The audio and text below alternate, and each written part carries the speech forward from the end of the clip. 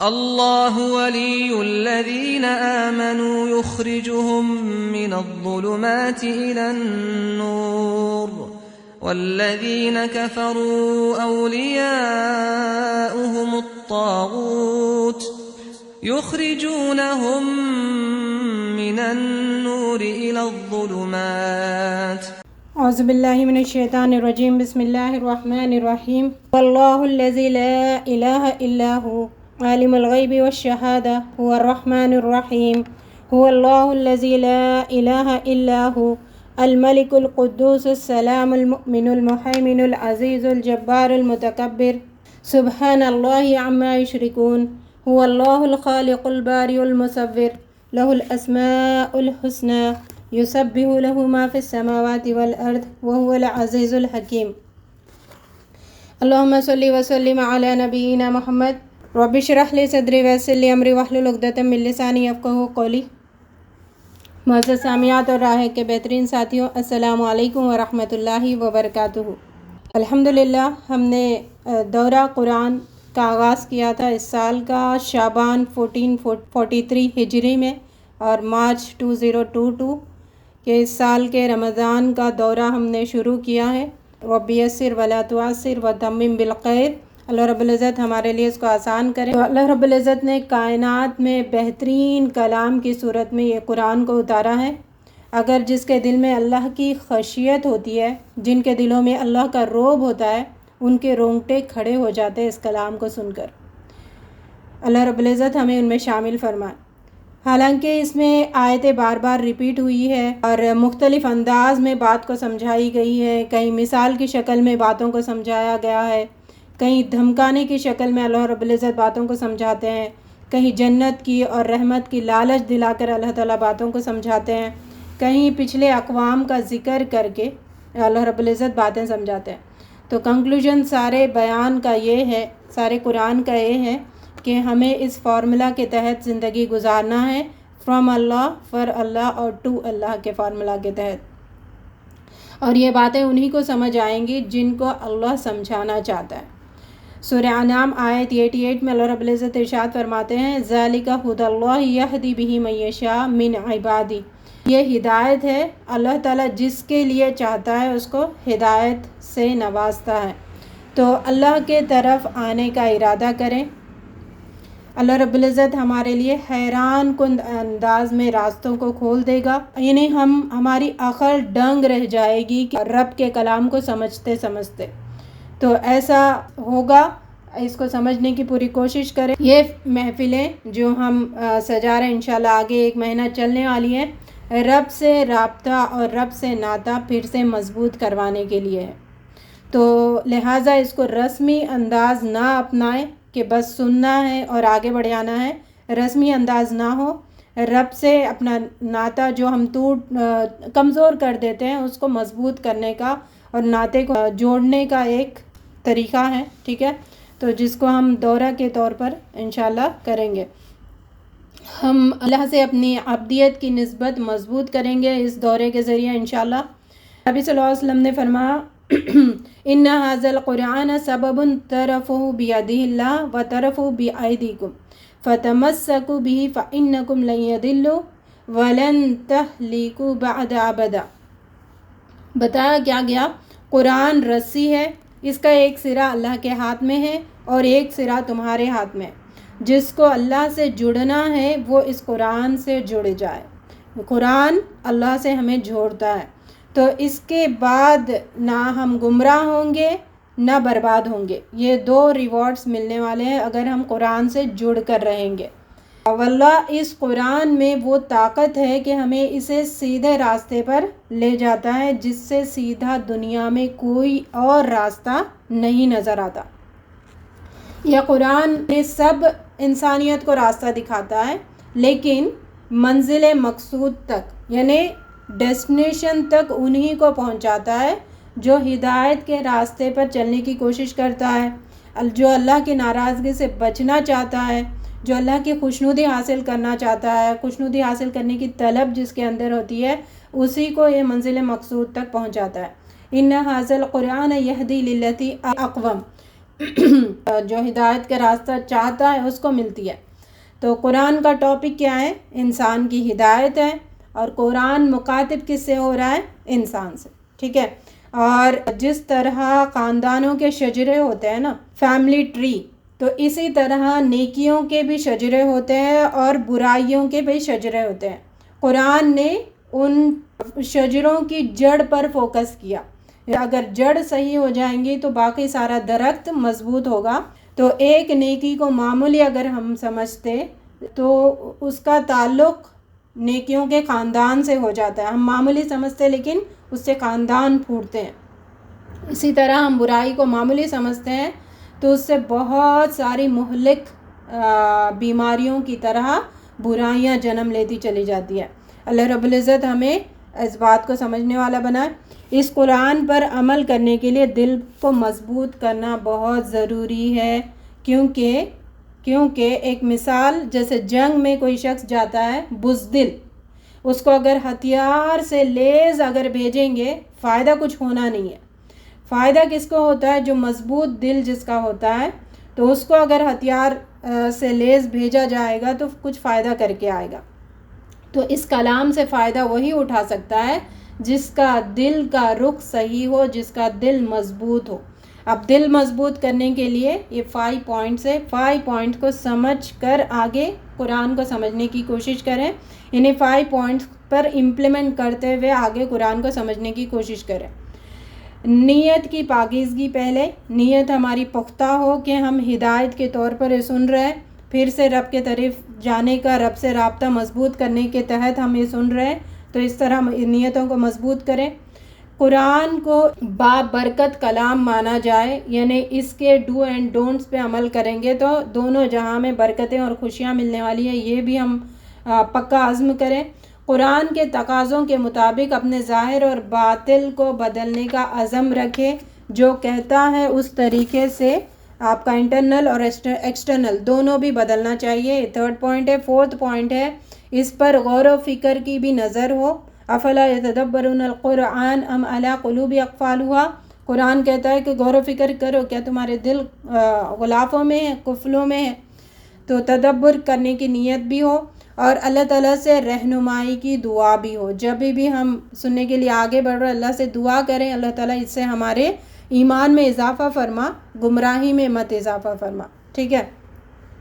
تو دورہ قرآن تو ایک صرف سرسری ریویژن کے طور پر ہوگا، تو اصل تو تفسیر جو ہم سمجھنے کا حق ادا کر رہے ہیں سال بھر انشاءاللہ۔ قرآن ایک ایسا زندہ معجزہ ہے، اور جس طرح اللہ تعالیٰ غیرت مند ہے نا، اسی طرح اللہ کا کلام بھی بڑا غیرت مند ہے۔ اب یہاں پہ پوائنٹ ٹو بی نوٹڈ کیا ہے؟ یعنی اللہ تعالیٰ سے ہم جس طریقے کی نیت کریں گے اللہ تعالیٰ ہمارے ساتھ ویسے ہی معاملہ کرے گا۔ آپ اچھائی کی نیت کرو اللہ تعالیٰ اچھا کریں گا، آپ برائی سوچو گے تو اللہ تعالیٰ برا کرے گا۔ اسی طرح اللہ کے کلام کے ساتھ بھی یہی معاملہ ہے۔ اگر ہم صرف اس کو تبرک کے طور پر رکھیں گے تو یہ تبرک ہی دے گا، اگر سننا چاہتے تو یہ سنوائے گا، ٹھیک ہے۔ یعنی ایک بڑا غیرت مند ہے، اس کے ساتھ جیسا معاملہ کرو گے وہ اتنا ہی دے گا۔ ہم سمجھنا چاہتے تو یہ سمجھائے گا، ہم اس کو صحیح پڑھنے کی نیت رکھتے ہیں تو یہ صحیح پڑھوائے گا، ہم تدبر کرنا چاہتے تو یہ تدبر کروائے گا، ہم ہدایت لینا چاہتے تو ہدایت ملے گی، ہم اس میں نقص نکالنے کی کوشش کریں گے تو یہ ضرور اس کو گمراہ کر کے چھوڑ دے گا، ٹھیک ہے۔ تو نبی صلی اللہ علیہ وسلم نے فرمایا جو جیسا گمان کرتا ہے رب کے ساتھ، اور رب کا کلام بھی ویسا ہی اس کے ساتھ معاملہ کرتا ہے۔ تو سب کو راستہ دکھاتا ہے، لیکن جیسے ہم کسی کو راستہ پوچھتے ہیں تو کوئی راستہ بتا دیتا ہے، لیفٹ جاؤ، رائٹ جاؤ، پھر آگے جاؤ، وہاں پہ ڈیسٹینیشن آئے گا۔ لیکن بعض لوگ ہوتے ہیں کہ جو گاڑی پہ بٹھا کر آپ کو آپ کے منزل مقصود تک پہنچاتے ہیں۔ تو قرآن میں ہم تدبر کریں گے، سمجھنے کی کوشش کریں گے، رب سے ناطہ جوڑنے کا مقصد سے ہم اس کو سمجھیں گے تو یہ اپنی گاڑی میں بٹھا کر ہمیں ڈیسٹینیشن پر چھوڑے گا۔ تو قرآن کو سننے کے لیے یہ نیت کریں کہ اللہ کے غضب سے مجھے بچنا ہے اور اللہ کی رحمت میں مجھے شامل ہونا ہے، ٹھیک ہے۔ تو کمزور دل والا، یعنی کمزور معدے والا، جس کا معدہ کمزور ہوتا ہے وہ ہارڈ غذائیں اس کو ہضم نہیں ہوتی۔ تو جس کا دل خراب ہوتا ہے، جس کا دل کمزور ہوتا ہے، جس کا دل کالا پڑ جاتا ہے، اس پہ اتنی فضیلت والی بات اترنا بڑا مشکل ہے۔ تو اس لیے اپنے دلوں کو مضبوط کریں تاکہ اللہ کا کلام ہمیں اپنے ڈیسٹینیشن تک پہنچائے۔ اب یہ کلام کے نازل ہونے والے کا رعب بھی ہمارے اندر ہونا چاہیے۔ جتنا رعب ہوگا اتنا ہی اس کی بات پہ بھی رعب ہوگا، ٹھیک ہے؟ جس سے ہم جتنا ڈرتے ہیں تو اس کی بات بھی اتنے ہی سننے پر آمادہ ہوتے ہیں نا۔ تو ہم اللہ کا رعب اپنے اندر رکھیں گے تو اللہ کے کلام کا رعب بھی ہمارے اندر آ جائے گا۔ تو اللہ تعالیٰ ہم سب کو سیدھے راستے پر چلائے، اپنے منزل مقصود تک ہم سب کو پہنچنے کے لیے اس قرآن کو ذریعہ بنائے۔ آگے بڑھتے ہیں سورہ فاتحہ سے۔ بسم اللہ الرحمن الرحیم۔ شروع اللہ کے نام سے جو بڑا رحمان اور رحیم ہے۔ یہ اللہ کی صفات الرحمن اور رحیم جو ہے ہمیں متنبع کرتا ہے کہ جو کام تم کرنے لگے ہو نا، جو کام تم کرنے کے لیے آگے بڑھ رہے ہو، اس میں اللہ کی نافرمانی اور اللہ کی بغاوت بالکل بھی نہیں ہونا چاہیے۔ اللہ کی مرضی کے مطابق تمہیں کام کرنا چاہیے۔ یہ کوالٹیز الرحمن اور رحیم ہمارے دل میں اس بات کو جگاتی ہے۔ ایک سلیم الفطرت آدمی کے دل کی یہ سمجھے کہ صدا ہے، آواز ہے کہ اے رب، آپ رحمان اور رحیم ہے، آپ کے نام سے میں یہ کام شروع کرنے لگی ہوں، اس میں میں ضرور آپ کی مرضی کو مقدم رکھوں گی۔ یہ صدا ہے سلیم الفطرت انسان کی، جو قابل ذکر کام کرتے وقت زبان سے نکالتا ہے۔ سورہ فاتحہ۔ اب یہاں پہ پھر سلیم الفطرت انسان کے اندر ابھرنے والے جذبات کا ذکر کیا جا رہا ہے سورہ فاتحہ میں۔ اس صورت میں ہر سلیم الفطرت شخص کے دل سے ابھرنے والا جذبہ ہے۔ اس دعا سے بیگانہ وہی ہو سکتا ہے جنہوں نے اپنی فطرت بگاڑ ڈالی ہو۔ یہ جو دعا ہے سورہ فاتحہ سے ہم کرتے ہیں اللہ تعالیٰ سے، تو یہ سلیم الفطرت انسان کے دل سے ابھرنے والی دعا ہے۔ وہ چاہتا ہے کہ اللہ رب العزت میرا ساتھ دے۔ تمام تعریفیں اللہ ہی کے لیے ہے جو تمام عالموں کا رب ہے، رحمان اور رحیم ہے، روز جزا کا مالک ہے۔ ہم تیری ہی عبادت کرتے ہیں اور تجھ ہی سے مدد مانگتے ہیں۔ اللہ کی تعریف کے ساتھ ہم نے اس کا آغاز کیا اور اللہ تعالیٰ کو کہہ رہے کہ اللہ رب العزت ہم آپ ہی کی عبادت کرتے ہیں اور آپ ہی سے مدد مانگتے ہیں۔ نے ہمارے اندر سے اس جوش کو ابھار دیا جو اللہ تعالیٰ کی ربوبیت اور رحمانیت کے اس مشاہدے سے، جن کا تعلق براہ راست ہماری ذات سے، الحمدللہ رب العالمین کہہ کے ہم اپنے اندر سے بھی اور کائنات سے بھی پکار اٹھتے ہیں کہ تمام تعریفیں صرف اور صرف رب العالمین کے لیے۔ تو اللہ کی تعریف، جہاں پر بھی ہم اللہ کی تعریف کرتے ہیں وہ ہم اندر دل سے نکالتے ہیں، دل کی گہرائیوں سے ہم اللہ کی تعریف، حمد، کبریائی کرتے ہیں، کیونکہ ہمارے اندر سے بھی آواز آتی ہے کہ بھئی ہمارے تخلیق کرنے والے کی تعریف ہی تعریف ہے، الحمدللہ رب العالمین، اور تمام جہاں بھی اس کی گواہی دیتا ہے۔ روز جزا کا مالک ہے، ہم تیری ہی عبادت کرتے ہیں اور تجھ ہی سے مدد مانگتے ہیں۔ اس آیت میں اللہ تعالیٰ کا جو حق بندوں پر ہے اس کا ذکر کیا جا رہا ہے، اور بندے کا حق جو خود اللہ تعالیٰ نے اپنے اوپر واجب کیا ہے وہ بھی ہے کہ میں رحمت نازل کروں گا۔ اللہ تعالیٰ مجھے ہدایت کے راستے پہ لگا تو اللہ تعالیٰ کا حق کیا ہے کہ ہم پر رحمت نازل کر کے ہمیں وہ راستہ، سیدھا راستہ دکھا دے۔ اللہ پر ہمارے حق کی بات پتہ چل رہی ہے، اللہ کے حق کا مؤدبانہ ہم درخواست کر رہے ہیں اس دعا میں۔ یہ نہیں بول رہے کہ اللہ تعالیٰ میں آیا نا تیرے راستے پہ، مجھے بتا، نہیں، اللہ تعالیٰ میں آیا ہوں، آپ مجھے صحیح راستے کی طرف ادبانہ طریقے سے ہم اللہ سے درخواست کرتے ہیں، اپنی محتاجی اور اپنی تمناؤں کا اظہار کرتے ہیں، یعنی اپنے بندے پنے کی جو شان ہے وہ بتاتے ہیں کہ ہم کچھ نہیں ہیں۔ اللہ رب العزت اگر آپ ہمیں ہدایت نہیں دکھائیں گے تو ہم سیدھے راستے پر گامزن نہیں ہو سکتے ہیں۔ ہم کو سیدھا راستہ دکھا، صرف اتنا ہی نہیں مانگتے، اس راستے پر ہمارے دلوں کو مطمئن کر دے، یہ بھی اس میں مراد ہوتا ہے۔ اس پر چلنے کا ہمارے اندر ذوق و شوق پیدا کر، یہ بھی مراد ہوتا ہے۔ اس کی جو مشکلات ہے اس کو آسان کر دے، یہ بھی مراد ہوتا ہے۔ پھر بھٹکنے سے ہم کو محفوظ رکھ، یہ بھی مراد ہوتا ہے۔ سیدھا راستہ دکھا میں سب باتیں آتی، ٹھیک ہے۔ تو ان لوگوں میں شامل فرما جنہوں نے اس راستے کو دل و جان سے قبول فرمایا ہو، اور ان لوگوں کا راستہ جن پر تو نے انعام کیا ہے، جن پر انعام ہوا ہے، وہ دل و جان سے اس راستے کو قبول کرنے والے لوگ تھے۔